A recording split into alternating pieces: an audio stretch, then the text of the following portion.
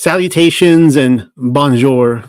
Welcome, everybody, for the second live video of the day. There's actually going to be three today, a lot of content to get through. So it's like people are piling in. I'll give you guys a few minutes to get in. Tonight's topic of conversation is the Pilgrim's Path travels through the Millennial Kingdom.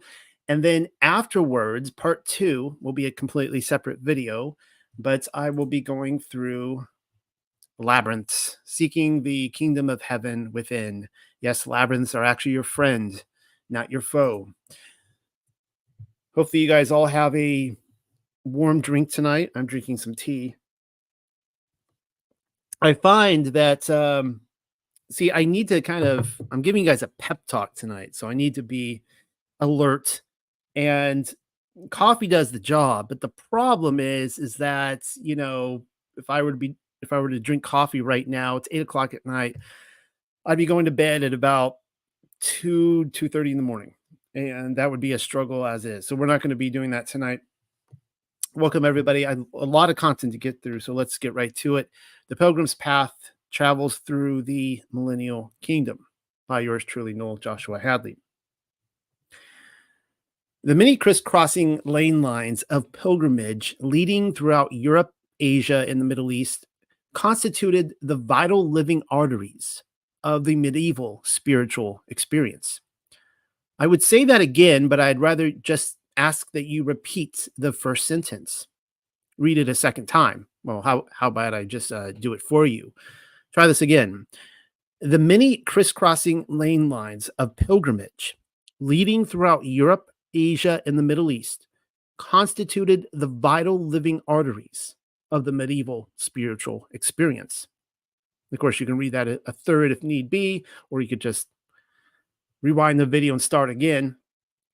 I happen to have pulled the line from a deep well of water. Allow it to wash over you.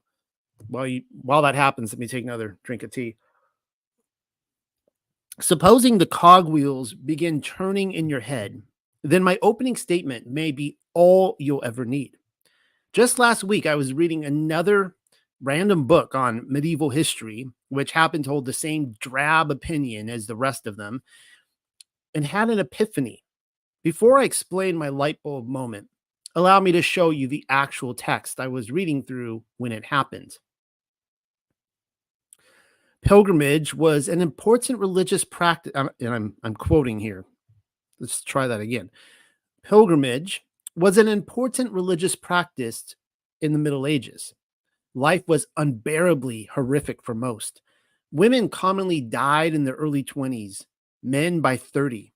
Imagine a world with little cleanliness and many cruelties, from torturing kittens to disregarding children's basic needs, which scholars attribute to the fact that parents were detached from their feelings because most children died at an early age. People were truly desperate for an ideal haven, heaven. In the Christian tradition, pilgrimage was on way to escape physically from the unending injustices and tragedies of daily life. For example, women who were barred from most occupations and were not taught to read and write were nevertheless allowed to journey on pilgrimage. Pilgrimage was the only way to extricate oneself from the numbing dreadfulness of life. Oh dear. Now, usually I source for you the author as well as the chapter and verse, though I have no desire to do so this time around. The author happens to be an enlightened individual. Therefore, it is not my desire to throw her under the bus. You'll just have to take my word for it that I have correctly stated an opinion which really, when you stop and think about it, lines up with the mainstream narrative anyways. It is unfortunate that she has bought into official history, though I certainly don't fault her for it, because nearly everything stated is an inverted byproduct of our Jesuit and Masonic controllers. They were torturing kittens. What the Sheol? I stress nearly because the pilgrimage aspect of the Middle Ages was in probability a force to be reckoned with. Life was defined by pilgrimage. Makes sense. I can buy that. But then everything else surrounding her statement is saturated to the bone with the typical Orwellian typewriter, which we have all become accustomed to. Propaganda aimed at covering their tracks with a breadcrumb trail leading to false pretenses. Meanwhile, my last two papers, I gave these presentations a week ago, last Tuesday, Night Moves and Mystery of the Maypole, both focus upon the lost dance of the Millennial Kingdom.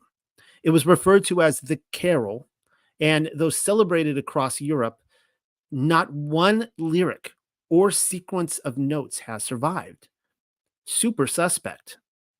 Sorry to give away the ending, but I even ended the Maypole Mysteries by stating its esoteric qualities pointed towards a pilgrimage to New Jerusalem.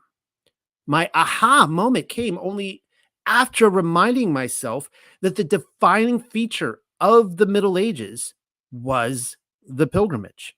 But then, following that thought through, so was the pilgrim's relationship with the Millennial Kingdom.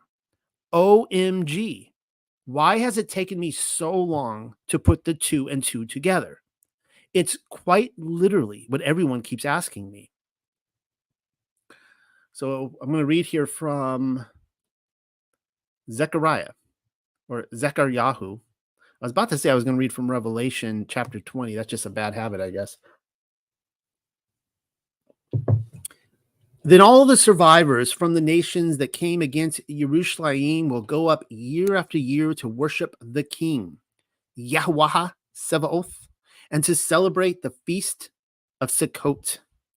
And should any of the families of the earth not go up to Jerusalem to worship the King, Yahweh Sebaoth, then the rain will not fall on them. And if the family of Mitzrayim will not go up and enter in, then the rain will not fall on them. This will be the plague with which Yahweh strikes the nations who do not go up to celebrate the feast of Sukkot. This will be the punishment of Mitzrayim, and that would be Egypt, and of all the nations that do not go up to celebrate the feast of Sukkot. Zechariah, chapter 14, 16 through 19. The question on nearly everyone's mind is Sukkot. If the Millennial Kingdom happened, as is the suggestion, then where is the evidence that families everywhere, or in the very least representatives of those families, were journeying to the wilderness to plop down a tent? I was just asked, I had a couple of gentlemen come out and visit me just a little over a week ago, and this was the number one question they asked. They all want to know. This is the characteristic of the Millennial Kingdom.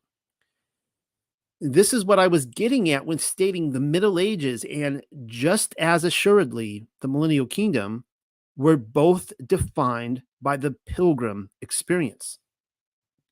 Sukkot constitutes the last two lights on the menorah, the seventh being the eighth, or it's alternatively known as the last great day. There's a link to a paper I wrote on that, which hasn't happened yet.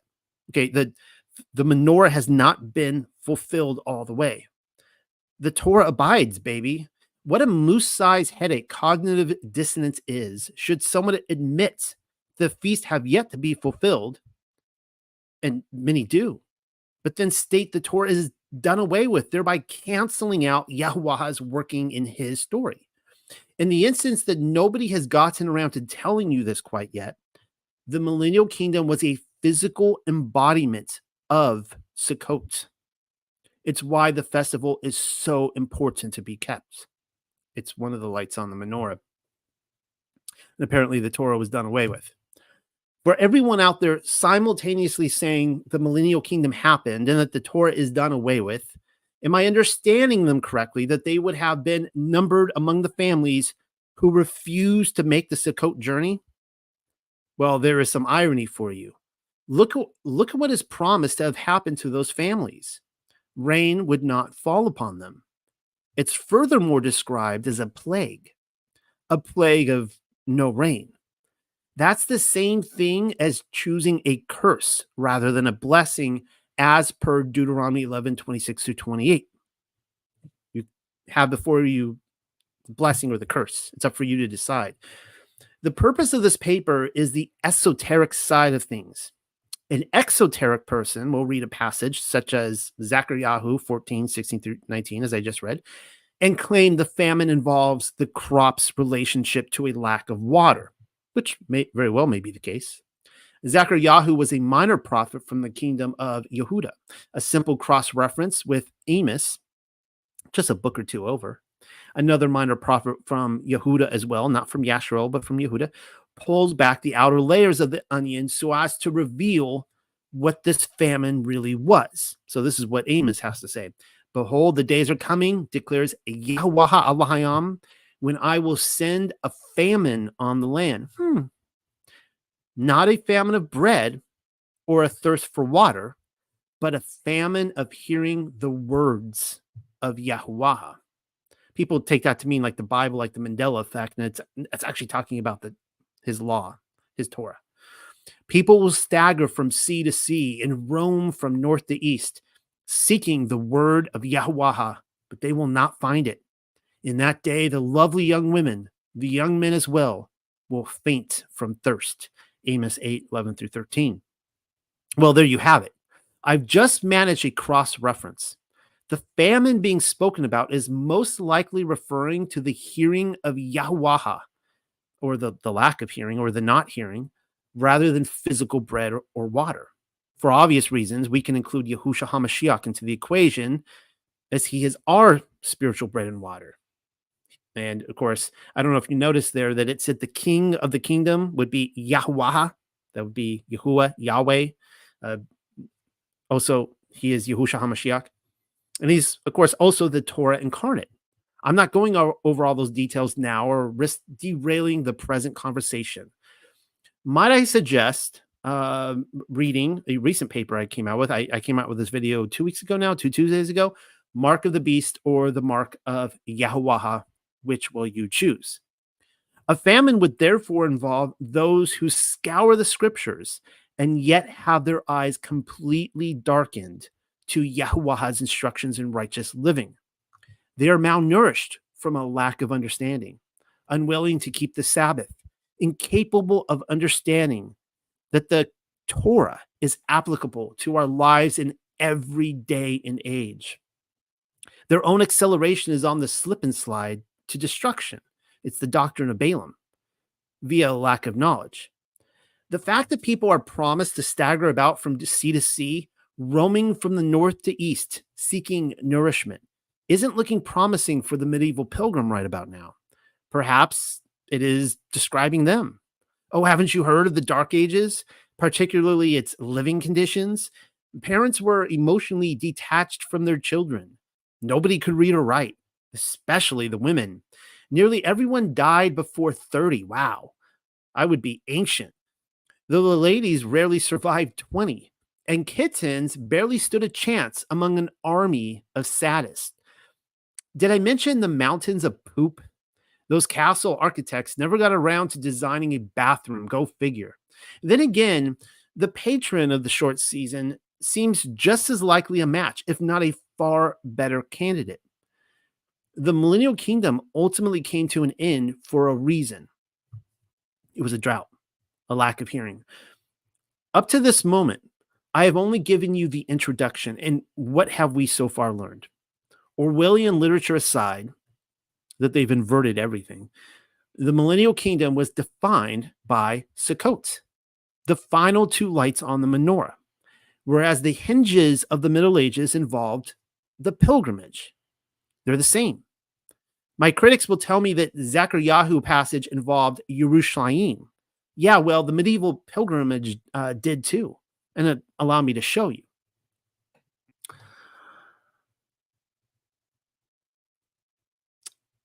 For the medieval pilgrim, Yerushalayim was the center and, in fact, the very navel of the world. You could see the belly button. So just look at this map real quick, and I'll be describing this. You have, it's kind of like a three-leaf clover. Trinitarian, you could say. It's got Jerusalem there, or Jerusalem in the center. And then you got Europa there to the left, Asia to the right, Africa to the south.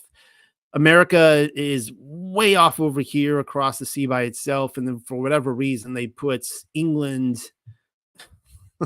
separated from Europa. It's very prophetic because and fitting because of course Europe is no longer part of the European Union, and of course it sits off by itself over there. Never is that more evident that Jerusalem was the navel of the world than with the this is called the Bunting Cloverleaf Map. It was published in 1581, Enlightenment territory, but let's roll with the punches anyhow. The map maker wasn't even remotely interested in making the world anatomically correct, LOL. I say he, but it could be a she, but he divides it into three equal parts between Europa, Asia, and Africa.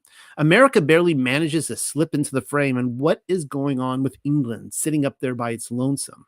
Elsewhere, I'm seeing sea serpents and mermaids and a merman, at least one merman, there might be two. But then the shape of the clover leaf should be straightforward enough. Three is a prime number denoting completeness, though it is also considered the perfect number, the divine number. It unites wisdom and understanding with harmony. It is the number of time, connecting us with the past, present, and future, birth, life, and death, the beginning, middle, and end. It invokes the mind, the body, and spirit, thereby representing the soul. When the soul is coupled with the number four, which represents the body and mind, we are given the cyclical number of seven, whereby we find the Sabbath. Multiplied together, we arrive at the 12 houses of the zodiac, not to mention the 12 tribes of Yasharel and the disciples of Yahusha you know about. The three-leaf club, which can be found on playing cards, that's something I want to cover in an upcoming presentation, playing cards, the esoteric side of them. So the three-leaf club, which can be found on playing cards, complete with their as above, so below imagery, harkens to the bastion of authority. It indicates growth and agriculture, particularly the second quarter of the year when youth dominates the summer months of the cyclical death and rebirth calendar. And as I pointed out last week in the Mystery of the Maypole, the age of Pisces seemed to embody the summertime. And you see symbols of the summertime just everywhere throughout the quote unquote dark ages. So summertime when youth dominates this, or the second quarter of the year when youth dominates the summer months of the cyclical death and rebirth calendar. That should tie us in nicely, as I just mentioned, with the Mystery of the Maypole, which I linked to earlier, but why not again? With the club, we are presented with the soulful essence and the elements of fire. Hold that thought. I have more to show you, and we may return to it. So here's just a kind of a close-up of it here. Taking a closer look at the Bunting clover leaf map, specifically its navel, I will ask, does that resemble the Jerusalem in the desert to you? Looks nothing like it at all. And no Jerusalem that I've been to in the very least. The only thing resembling the Jerusalem of the Bible are its three neighboring crosses. You can kind of see them on the hill right here on the bottom left. There is that number again, 3. Even if the illustrator is directing our attention to the crusaders sitting in the desert, which may very well be the case, I'm certainly not saying it isn't, that is still the strictly exoteric explanation. Clearly, the map is anything but that. I can't help but wonder if spiritual Yerushalayim is what's being offered. And I'm going to be developing that tonight. Here's another one. If you guys take part of my Torah portions, I went over some of these maps 2 weeks ago. So take a really close, I'm going to have to keep scrolling up and showing this to you guys, because this one, the more I was looking at it, I was just mind blown. Just a fascinating, it's something that most people might look at for like 2 or 3 seconds and then just move on to the next thing. But it's a fascinating piece. A 14th century map once again depicts Jerusalem as the navel of the world. The earth is a circle rather than a globe, being flat and all. There are 2 dragons underneath, which suspiciously look like Falcor, the dog-like luck dragon from the Never-Ending Story. You can see them right there. I'm wondering if they're stand-ins for Behemoth and Leviathan. Follow the winding course of their tails. the three-leaf clover theme continues. So you can see their tails kind of come out like plumage almost, and then you see the three-leaf clovers all in there. Regarding the circle of the earth, Mashiach stands above it, flashing his street creds, the sign of Pisces. So right there, you can see him, sign of Pisces right there, his gang sign. That should clue us into the age of Pisces and the Visica Piscis, as well as the masculine and feminine divine, which defined it. Pay attention to the two angels facing him like the two pillars of Freemasonry. Yeah, I just went there. It is the Ark of the Covenant. They are cherubs playing the part of Yehuda and Ephraim in the heavenly realm, trying their darndest not to vex each other while Mashiach sits upon the mercy seat, pleading for them to get along. But then notice how the cherub stands above the circle, whereas Mashiach's body merges with it. I'm not ready to tell you what I think is happening quite yet. Just make a note of it. So here's the idea. The earth is his footstool. But if you pay attention, his body, it cuts off at the waist of Messiah, and it kind of blends in with the earth, whereas the angels are standing above it. They're separate from the earth. The Gog and Magog people can be found along the edges of the circle. So right over here, you can see them all along the right. The bunch of naked people. Some of them look like they might be eating other flesh. Disgusting creatures. They are naked and inhabiting the dark places, completely separate from the Messianic kingdom, shut out from Jerusalem. Does any of this sound familiar? Do I need to quote from Revelation 21 again? How about this? You read the entire chapter and then get back to me. Revelation 21, that is. Well, here's a small portion from Revelation 21, verse 12. And had, this is speaking of course, New Jerusalem, and had a wall great and high, and had 12 gates, and at the 12 gates, 12 angels, and names written thereon, which are the names of the 12 tribes of the children of Yasharel. So just come back up here, look at this again, and I want you to look at this. You can count all the way around. There are 12 entities, divine beings, that looks just like a clock. Starts with the 12 on top, 1, 2, 3, 4, 5, 6, 7, 8, 9, 10, 11, and of course 12. All the way around. It's a clock face. The hope is that you read the entire chapter on your own.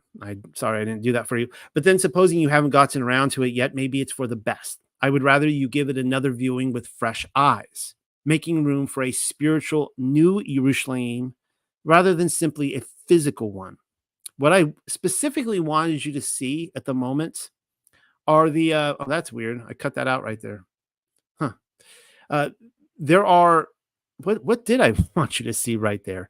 I don't know. That's a mystery. It's all a part of the enigma of this entire thing.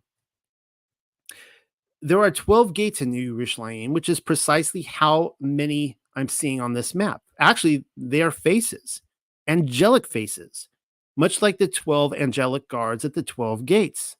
OMG, or oh my goodness. I never put it together until it came time to study these maps. So let's read from Enoch, chapter 74. 12 gates I beheld in heaven, and at the extremities of the earth. Wait, pause. Let's just go back here. We got 12 gates on the extremities of the earth. All right. So it's describing Enoch, but lines up with Revelation as well. So let's read this again. 12 gates I beheld in heaven at the extremities of the earth, through which the sun, moon, and stars and all the works of heaven proceed at their rising and setting. Many windows also are open on the right and on the left.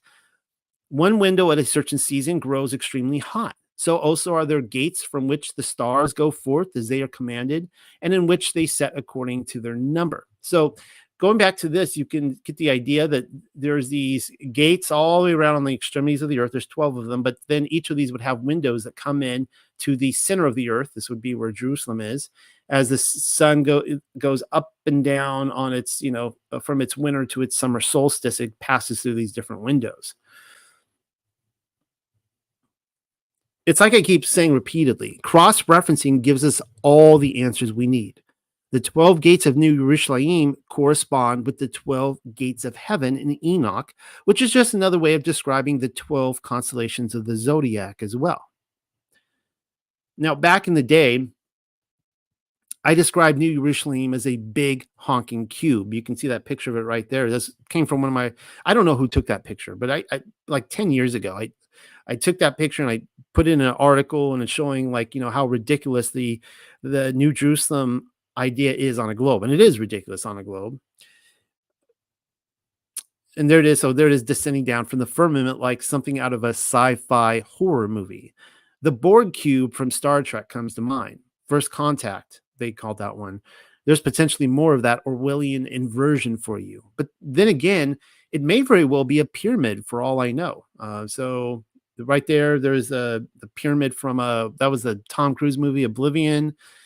That was the bad guy. And then here's the Borg cube over here. And then you guys all know it's blowing up over there. Many are saying that it's a pyramid. Wouldn't that be something?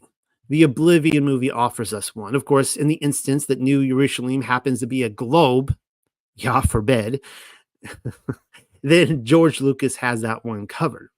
I'm not saying it isn't a cube or contrarily a pyramid, though you can probably forget about a spinning, wobbling NASA globe. I simply no longer believe the cube narrative to be the case. And of course, I haven't in a long time.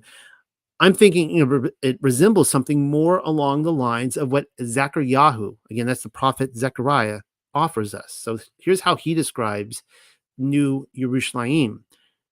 And said unto him, run, speak to this young man, saying, Jerusalem shall be inhabited as towns without walls for the multitude of men and cattle therein.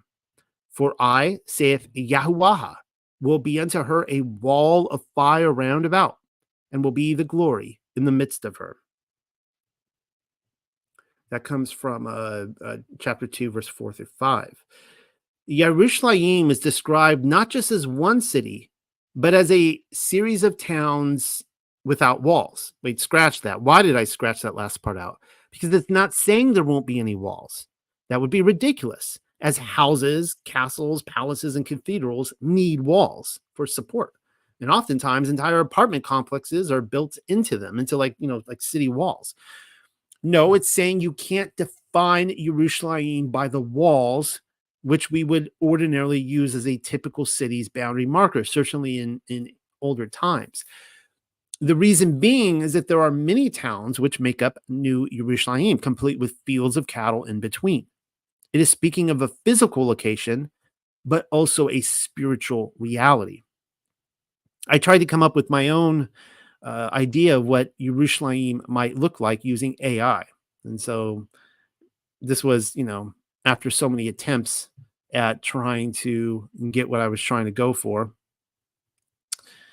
Scattered cities connected by roads, arching bridges, and fields of cattle.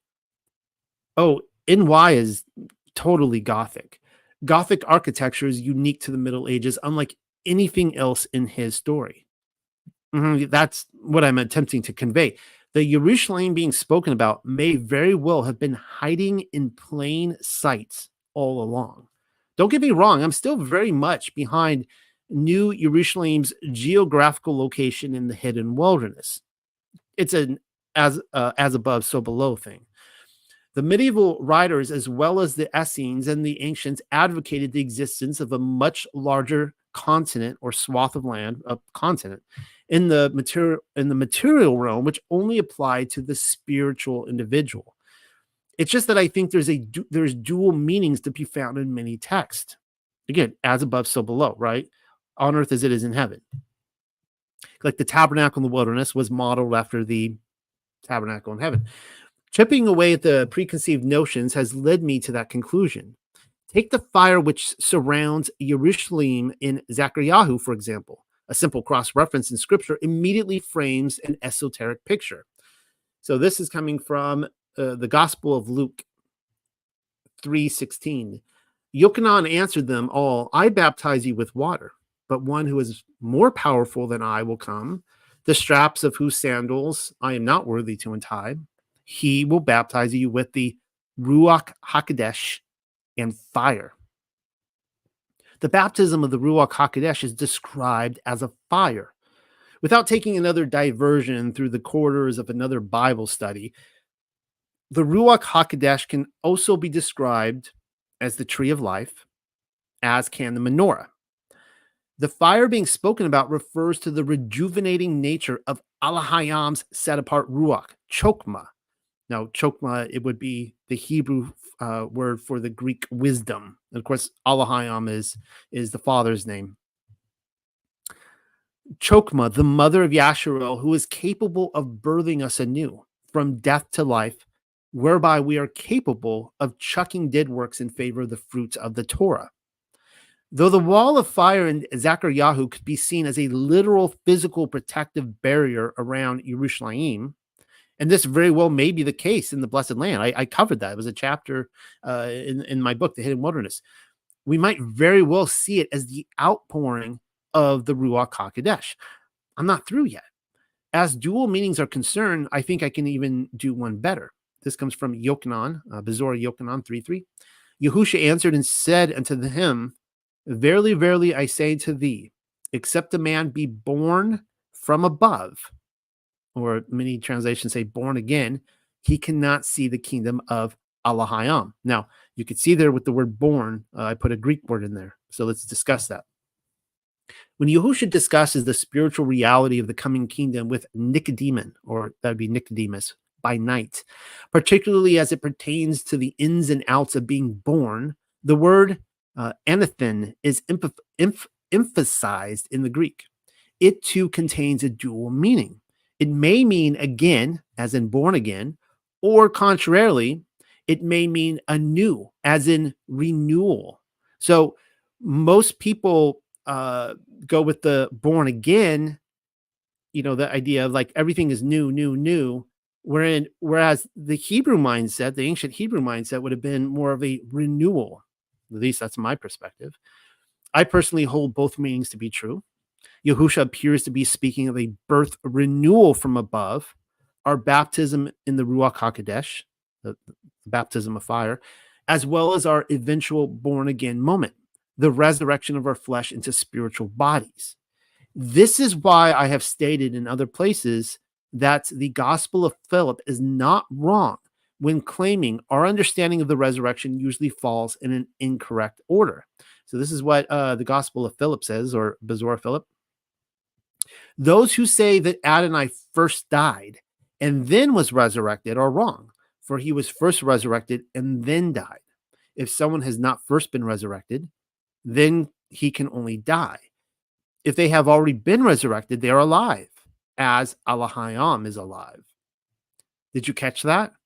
Yahushua HaMashiach was resurrected before he died rather than in reverse order. That is not to say he wasn't physically resurrected. The text isn't saying that after his descent to Sheol. It is simply saying he was already spiritually living on the entire round trip journey.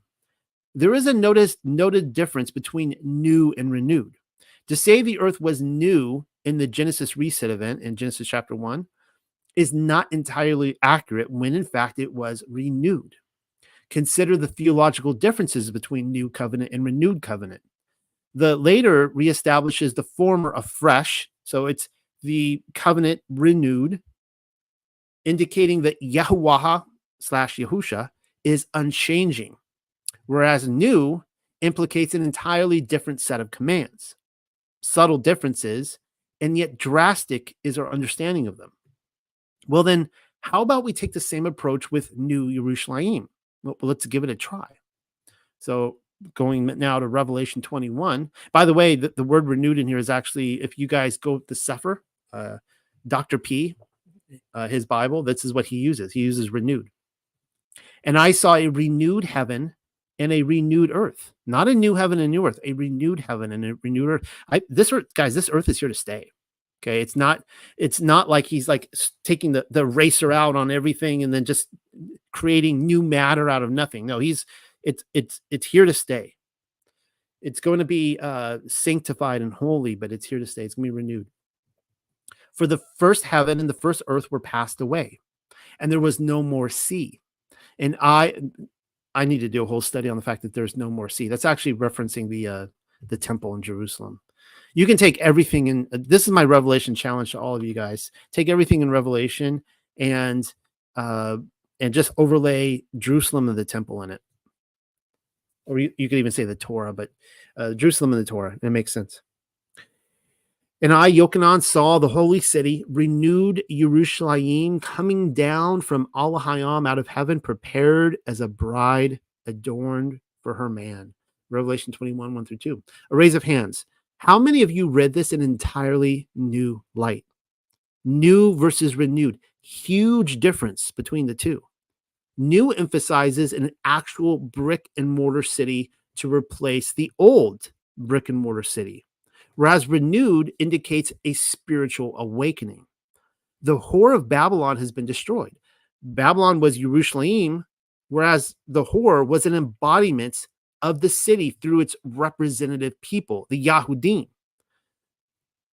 The renewed city would therefore refer to the spiritual canopy of the Ruach HaKodesh raining down upon humanity. In this scenario, all citizens of the kingdom would therefore be residents of renewed Yerushalayim. Either I am not explaining myself well, which very well may be the case, or many of you are being stubborn and holding out, angered by the sudden emergence of preterism in me. What I'm describing here is a very big preterist point. I'll speak for myself then. Renewed Yerushalayim's spiritual reality as a people is beginning to make a whole lot of sense. Revelation 21 also happens to be hearkening back to Yeshayahu. That would be the prophet Isaiah. And so perhaps we should give that a read. And this is what he says. For behold, I create renewed heavens and a renewed earth, and the former shall not be remembered, nor come into mind, but be ye glad and rejoice forever. And that which I create, for behold, I create Yerushalayim a rejoicing, and her people a joy. You see how it's interlinked? And I will rejoice in Yerushalayim, in joy in my people. And the voice of weeping shall be no more heard in her, nor the voice of crying. There shall be no more thence an infant of days, nor an old man that has not filled his days. For the child shall die 100 years old, but the sinner being 100 years old shall be accursed. And they shall build houses and inhabit them, and they shall plant vineyards and eat the fruit of them. They shall not build and another inhabit. They shall not plant and another eat. For as the days of a tree are the days of my people, and my elect shall long enjoy the work of their hands. They shall not labor in vain, nor bring forth for trouble, for they are the seed of the blessed of Yahuwah, and their offspring with them. Yeshayahu or Isaiah 65, 17 through 23. The millennial kingdom, as envisioned by Yeshayahu, is somewhat of a paradox. That is, if the physical is exclusively being described. It isn't, though. This city is pitted side by side with her people. Her people will rejoice, with the sound of weeping no longer being heard in her, and yet death is still accounted for even among children. How can that be? To add to that, renewed Yerushalayim is exclusively stated to have been created by Yahuwah. But then, Yerushalayim is described as a series of houses built by its inhabitants, complete with vineyards. So wait, who's building it again? There's that Zechariah blueprint again. Who is building what exactly? It's a riddle. The renewed Yerushalayim is being contrasted by the old. Both are a play on words because the city, as well as its inhabitants, were destroyed along with the temple twice. Yasharel was divorced and removed from the land, but then eventually so was Yehuda in Revelation. The renewed city, which Yahuwah promised to create, would never experience the same fate because the temple was revealed to be the body all along. So here's another magnificent map. I love this one too. So this is called the Ebsdorf map. It's a beauty to behold. It is said to have been created in 1234 through 1240, though its demise happened in 1943, another victim to the Allied bombing in Germany. Bummer. The map makes up, I'll show you guys this again. I'll scroll back up. The map makes up a circle indicating the breadth of the kingdom, but also the plane of the earth. Once again, Yerushalayim is ground zero of the kingdom, looking somewhat squarish. I'll go ahead and show that to you right now. So boom, there it is right there in the center. And you can see how all the world spreads out from the city of Jerusalem. On closer inspection, Yahushua HaMashiach can be seen breaking forth from the tomb, his rod in hand. That tells us all we need to know. The renewed Yerushalayim was brought forth from the old Yerushalayim. So, yeah, I don't know if you can see this on camera here, but right there in the blue area, there he is coming out of the tomb. He's got his rod.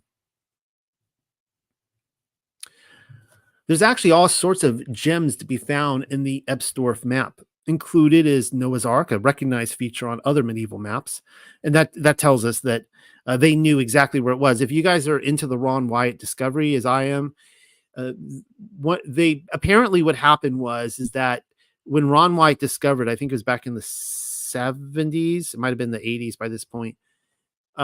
He found all sorts of evidence. Like he actually found the house where Noah and his family lived afterwards. He found all sorts of medieval markers from pilgrims who would go there. So telling us that just 1,000 years ago, the world knew where it was and they were all journeying there.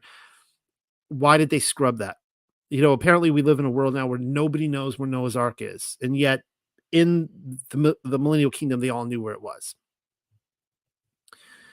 But then notice the Gog and Magog people at 3 o'clock, naked and straddling the outer darkness of the kingdom. So you can see them right over here on the right, 3 o'clock, all the naked Gog and Magog people. And Noah's Ark is over here. If you can follow my mouse, it's actually right under my my mug over here on the left. But let's see, it gets better though. Look to the opposite side of the circle, 10 and 11 o'clock, more naked people eating vile and detestable things. And if I'm not mistaken, that's a wall of fire keeping them out. All right. So right up here, you can see all along the top edge. Remember now that the definition or Zechariah says that there would be a wall of fire keeping people in the darkness, keeping them out of Jerusalem. And so this is what we see right over here. And of course, that matches up with Revelation 21, that all the unclean and detestable people would not be a part of the city. But then don't miss out on my favorite part. This comes from Ephesians 5:22-24. Wives, submit yourselves unto your own husbands, as unto Yahuwah, for the husband is the head of the wife, even as Mashiach is the head of the church. And he is the savior of the body. Therefore, as the church is subject unto Mashiach, so let the wives be to their own husbands in everything. Now, I didn't read that to you because, the passage about wives, obviously you can see there the highlighted section that Mashiach is the head of the church. Mashiach is the head of the church, and the Ebsdorf has one of those. You'll find his head at the very top of the map. Notice his hands on either side, his bloodied feet on the bottom, the castles. Well, let me just show you this before I finish it. So right up here, if you didn't notice, there is the head of the Mashiach right up there on the top. And then you see his hands on the left over here, on the right over here.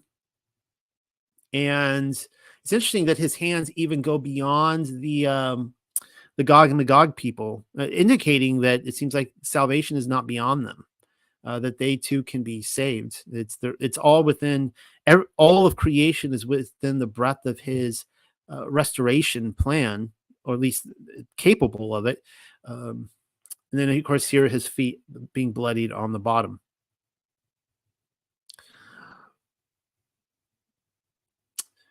The castles, the palaces, the towers, as well as the cities in between are all real places that can be visited. They were built by his ecclesia, the church.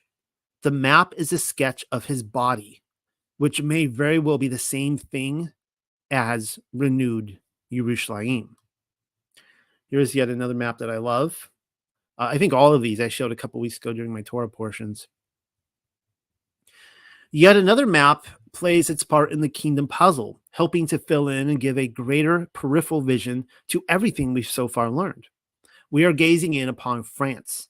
The only concern of the map maker appears to be the placement of cathedrals. Course review. What were the intended purposes of the cathedrals? I told you all about in my Kings and Priests paper. I gave that presentation like 2 years ago now. Where's the time gone? They were places of worship, but also designed to extract ether from the ionosphere. They were energy harvesting power stations intended to heal the nations. I've quoted from Revelation 22:2 often enough so as to not do it again. But that's what it says was the purpose of the millennial kingdom as well. Whereas the people had to go on their pilgrimage, the kings and priests ruling with Mashiach were there to heal the nations. The class will recall that the co-ruling kings and priests were able to retrieve the leaves from the tree of life, their intended purpose for the healing of the nations. I actually think that's, again, that's an esoteric reference to the Torah. They were pulling from the Torah. Remember, the drought is the lack of hearing, and it's through this that they were healing the nations. With that being said, here is a cross reference which I'm somewhat certain hasn't been quoted from. As they went out, behold, they brought to him a dumb man possessed with the devil. And when the devil was cast out, the dumb spoke, and the multitudes marveled, saying, it was never so in Yasharel. But the Pharisees said, he casts out devils through the prince of the devils. And Yahushua went about all the cities and villages, teaching in their synagogues and preaching the bezorah of the kingdom, that would be the gospel of the kingdom, and healing every sickness and every disease among the people. But when he saw the multitudes, he was moved with compassion on them, because they fainted and were scattered abroad as sheep having no shepherd. Then saith he unto his Talmudim, the harvest truly is plenteous, but the laborers are few. Pray ye therefore Yahweh the harvest, that he will send forth laborers into his harvest. And when he had called unto him his 12 Talmudim, he gave them power against unclean ruachoth, those would be the unclean spirits, to cast them out and to heal all manner of sickness and all manner of disease. That comes from Matthew 9:32 through chapter 10, verse 1. The bezorah of the kingdom was intended to heal every sickness among the people. Unclean ruachoth are connected with the symptoms. When the ruachoth were cast out, so was the disease. That power was handed over to Yahushua's Talmudim, the very individuals who served as co-rulers during the 1,000-year reign of Mashiach, and who built the buildings again, according to Isaiah 65, but the kingdom residents. They were intended to heal every sickness and disease among the people, having power over unclean ruachoth. And now I would like to add to the purpose of the architecture, which I had previously stated. The cathedrals all fell under the precinct of Greater Jerusalem, and were therefore designated places of pilgrimage. Now, before I move forward on this, just take a look at the map again, and I'll be describing here in just a second. But all of these cathedrals are maybe not more than like 170 kilometers removed from each other. What does that work out to? Like 100 miles?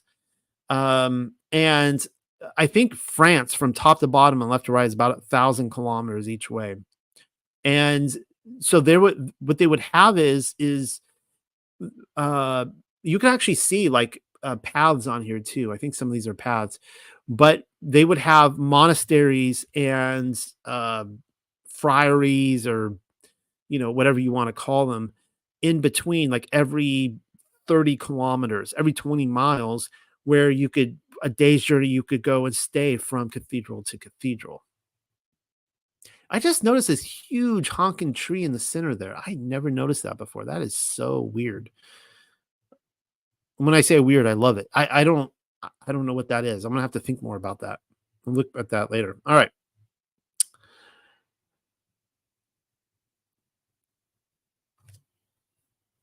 Referring back to the map of France, which I just showed you, how far apart do you suppose those cathedrals were? The country stretches 962 kilometers north to south and 950 kilometers east to west. Some cathedrals may very well be 160 kilometers removed. That would be a strenuous journey on any pilgrim. That is, unless a monastery, hospice, or wayside chapel might be found every 30 kilometers or so between them, so as to satisfy the spiritual and temporal needs of the traveler, a day's journey. And let's not forget about those Sukkot tents either. This one really got me excited when I discovered this. This is a map of Britain. Um, it was all the positioning because it should be kind of flipped. So over here on the left should be the north end. So this should be on the upper end. And I'm not sure why they made that decision. Maybe it was just for practicality reasons. And once again, we'll take another look at it in a second. Warning, here is another medieval entry which may or may not blow your mind as a side effect. The origins of I guess that's the Go map, Gough, are the origins are unknown, though modern scholarship places it to the whereabouts of 1300. It is a map of Britain, a slightly disorienting map of Britain to boot, seeing as how the island, as we have come to know it, is flipped on its side, with the usual northernmost part, Scotland, taking up the present western half. It is the path of the pilgrim which holds the mapmaker's interest. That couldn't be any more evident this time around. The southwestern half of the island, or northeastern shoreline, according to this map, has been zoomed in for you. I'll show you in a second. There are many arteries as represented by the red lines. Those aren't roads. They're walking paths. And as you can see, there is one such footpath connecting Canterbury with Southampton, with an ample assortment of cathedrals and abbeys in between. So you can see here the map. It's zoomed in this upper corner, northern corner over here. And so the White Cliffs of Dover would be pretty close up here to Canterbury. And you can see a red line. So Canterbury is like the big destination. This red line goes all the way down to Southampton. And this castle in the center would be a representative of London. And then you have Oxford over here. But there are red lines going through all of these. Again, these aren't highways. These are actually walking paths. To this day, Europe still has many of these walking paths. Many pilgrims or people go over there to retrace the pilgrim steps. And it's something like straight out of Pilgrim's Progress. I mean, just these little dirt roads that go through these hedges, through a sheep field, through the shepherd's gate. And, you just go along the stone wall through a town, and they go everywhere. And of course, here is a map of kind of an illustrative map of the Pilgrim's Progress with New Jerusalem, or the celestial city, up there on the very top. It should be self-evident by this point where John Bunyan, author of the Pilgrim's Progress, was pulling his information from, or his inspiration from. Born to the east of London, not in East London, but to the east of London in 1628. I feel like I need to reword that because people are going to think I'm saying it was East London. The entry point of his narrative is a dream, as though we are glancing at something which never was from afar. I remember reading Pilgrim's Progress. I think I first read it when I was like maybe 10 or 11, or the whereabouts, probably about 10. And I was so sad at reading it because I'm like, oh man, I want to take this journey. This is awesome. But he's saying it's a dream and it's all made up. Like, no, he was literally, John Bunyan, he would have seen these pilgrim paths, and he was just writing from what he saw. The pilgrimage journey was in fact a very real thing. Bunyan was simply born 2 centuries too late. His destination was the celestial city in the book, a stand-in for New Jerusalem. So Jerusalem was a brick and mortar city in Britain then? No, it was an invisible city for immortal people, with the only GPS coordinates being a life well lived on the narrow path of existence. I actually want to give a presentation on invisible cities. That was like a very real concept to people back then. All right, this one is pretty exciting too. Now we're going to turn our attention away from France and Britain to Spain, so just south of France. And does anybody recognize where this is all the same destination here that I'm showing you? The very notion of a Gothic cathedral screams of pilgrimage, and that's a fact. Never is that more evident than with Santiago de Compostela. No, I might be butchering de Compostela there at the end. Apologies, but this is Santiago, the daddy of all pilgrimage sites. I mean, when you look up pilgrimage in the Middle Ages, you're going to get Rome, Jerusalem, and Santiago. check out those photos, why don't you? Everything we've studied is accounted for and more. I spy symmetrical spires, cloisters, twin towers, pillared archways, the Vesica Piscis. You can see that all right here. The Vesica Piscis, and even a baptistry in the courtyard of the quadrangle. So right here, you have a odd. It's octagonal pretty much. I mean, it shows circular up on top, but it's octagonal, and it's in this outside courtyard, surrounded by pillars. The entire property was a health rejuvenation center, no doubt in my mind. And then, of course, that's the accounts. People would go there to be healed. What makes Santiago de Compostela especially unique is that it's described in terms of Romanesque architecture. And this had me excited. Not sure I've covered this detail quite yet. The Romanesque element relies upon the basilica plan. With basilicas, we can expect to find vaulted ceilings, thick columns to support the weight of the ceilings and walls, and rounded arches. Basilicas also have domes, whereas Gothic cathedrals traditionally do not. So, right, will you be happy to know that Santiago has one of those, a dome? And this is what had me excited, because with here it's a mix of Gothic architecture with the basilica, and the basilicas, were, I guess, more Greek influence, and they would have the domes, right? But then when you get into the Renaissance, it's like all these domed buildings, and it's like, were those the same people as the Millennial Kingdom? But here you can see that there are people in the medieval age, the Millennial Kingdom, that had domed buildings. So the entire structure complex is a unique composite of medieval ingenuity, a basilica Goth hybrid. The very name Santiago de Compostela directs us to Yaakov, that would be James, son of Zebedee, his other brother being Yochanan, John, the same guy who wrote the Gospel of John and Revelation. Santiago derives from the local Galician and can be translated to mean Sanctus Jacobus, Sanctus Jacobus in the Latin Vulgate. That would be St. James in modern English. Compostela also derives from the Latin campus stille, which when translated means field of the star. Long story short, we are told Yaakov, or you could say Jacobus, the son of Zebedee, was brought to Galicia for burial, though his remains were lost. How convenient. We also have no idea why he was brought there and buried there. Never explained to us from what I've seen. 800 years later, smack dab in the Dark Ages, a shepherd named Pelagius, the hermit, was watching his flock by night when the light of a bright star guided him to the apostles' burial site. Now, this is just, the official story. We are then expected to believe they built this magnificent architectural wonder to commemorate his find, prompting an untold number of pilgrimage to pour in over the following centuries. Yeah, right. So long story short, again, shepherd is out in the field, star appears, light shines, he sees a bone, like a skull and a couple bones or something, and he's like, glory, hallelujah. James, who died like 800 years ago, he's just been discovered. And so based on this find, they go and build this huge, magnificent complex. Among the relics to be found at Santiago are pieces from the Virgin Mary's clothing, 8 of the 11,000 bones of St. Ursula's British virgins, a tooth of St. Teresa's, and of course, Yaakov's skull. Give me a break.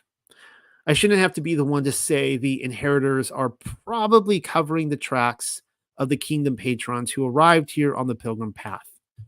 Probably is a conservative estimate at this point. Well, here is another possibility. What are the chances that Yaakov, or James if you prefer, personally healed the nations from Santiago? All right, now study all these, look at these illustrations here that I'm showing you, and see if you can pick out a commonality, something that happens to be in every single illustration. Scrolling down. You guys see any commonalities here? Anything at all? Raise a hand, shout it out if you know. You can see this was an update to my paper. I was actually getting ready to give my tour portions last week, and I was like scrambling to get this updated. Crisis diverted.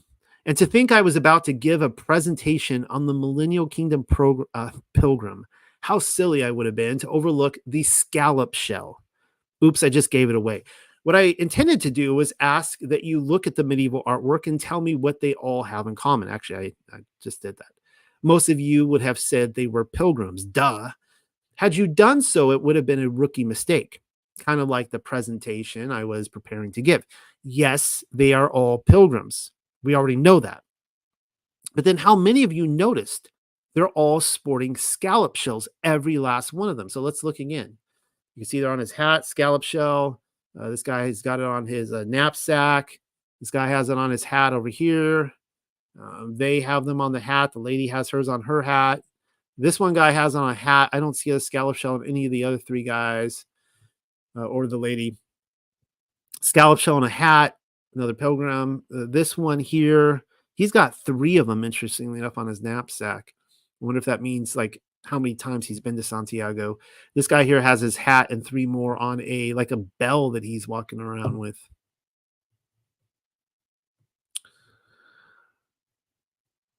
The scallop shell may very well be the official bumper sticker of the Millennial Kingdom. A raise of hands. How many of you have noticed the wall drug bumper stickers on the back of RVs, beat up trucks, and and Volkswagens? It's getting late. Volkswagens. Believe me, you've seen them. The wall drug bumper sticker. You may have not noticed or known the context, but you will now. Wall drug is a place where you fill up on coffee in South Dakota.